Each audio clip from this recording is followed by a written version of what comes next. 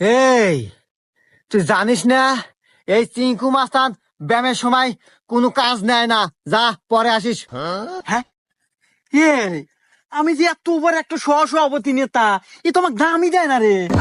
আরে আপনি দাম দিব কি বলে? আপনি যে 5 তারিখের পর থেকে নেতা। শালা সব সময় 5 তারিখ 5 তারিখ। আর এই, আমি তোর কাছে কোনো কাজের ডিল করবার আসি নাই।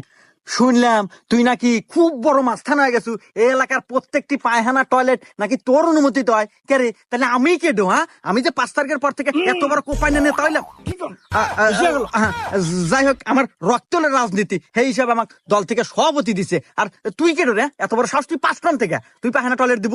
এই তুই তো অনেকক্ষণ ধরে বক বকাইতেছু, তুই কি ভাবছু আমি তোর সম্পর্কে কিছু জানি না?